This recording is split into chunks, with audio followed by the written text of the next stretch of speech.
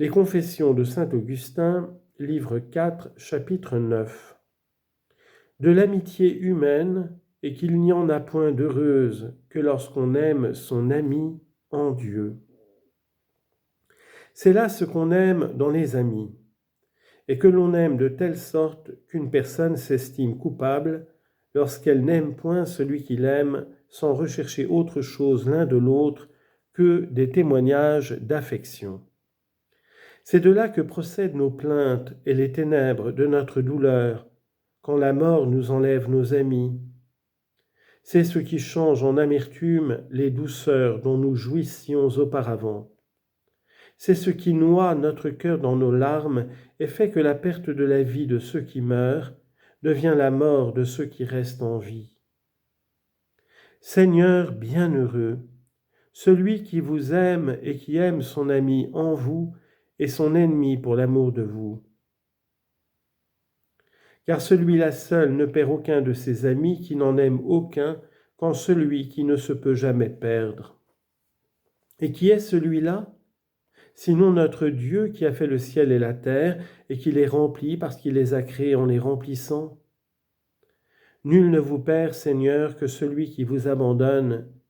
Et où peut aller, où s'enfuir celui qui vous abandonne, sinon de vous favorable, à vous-même irrité et en colère? Car où ne rencontre-t-il pas votre loi vengeresse dans ses peines, votre loi qui est la vérité, comme vous êtes vous-même la vérité? Chapitre 10. Que les créatures étant passagères, l'âme ne peut y trouver son repos. Dieu des vertus, convertissez-nous, montrez-nous votre visage et nous serons sauvés. Car de quelque côté que se tourne l'âme de l'homme, et quoi qu'elle recherche pour y trouver son repos, elle n'y trouve que des douleurs, jusqu'à ce qu'elle se repose en vous. Quoique les choses qu'elle recherche hors d'elle et hors de vous toutes belles, et hors de vous soient toutes belles, parce qu'elles sont vos créatures, qui ne seraient rien du tout si elles n'avaient reçu de vous tout ce qu'elles sont. Elles naissent et elles meurent. En naissant, elles commencent d'être. Elles croissent ensuite pour venir à la perfection de leur nature, à laquelle elles ne sont pas plutôt arrivées qu'elles vieillissent et qu'elles meurent. Car tout dépérit en ce monde, tout est sujet à la défaillance et à la mort. Ainsi, elles ne sont pas plutôt nées qu'elles tendent en croissant à un être plus parfait. Et plus elles se hâtent d'être plus parfaitement tout ce qu'elles sauraient être, plus elles se hâtent de n'être plus. Telle est leur nature, c'est tout ce qu'elles ont reçu de vous, et tout ce qu'elles en devaient recevoir, puisqu'elles font partie des choses qui ne peuvent subsister toutes en un même temps, mais qui, en s'écoulant et en succédant les unes aux autres, composent ce grand corps de l'univers dont elles sont des parties. C'est en cette même manière que le discours se forme dans notre bouche par une suite de plusieurs sons, puisque, afin qu'il soit achevé, il faut qu'aussitôt qu'une parole s'est fait entendre, elle passe pour donner lieu à une autre.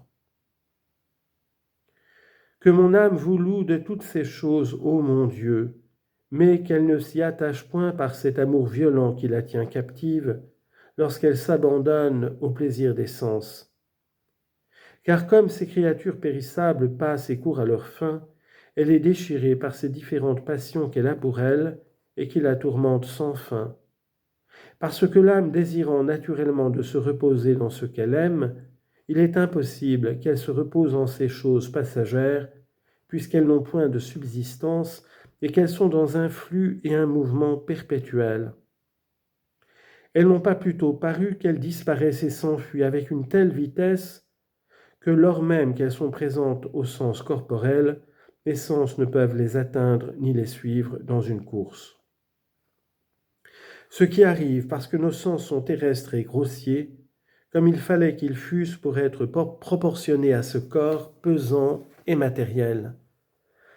Ils ont assez de force et d'activité pour recevoir les impressions de ces choses extérieures et les rapporter à l'âme, qui est la fin à laquelle ils ont été destinés, mais non pas pour les arrêter dans ce mouvement si rapide, par lequel elles passent du point qui leur est marqué pour commencer d'être au terme qui leur est manqué pour n'être plus.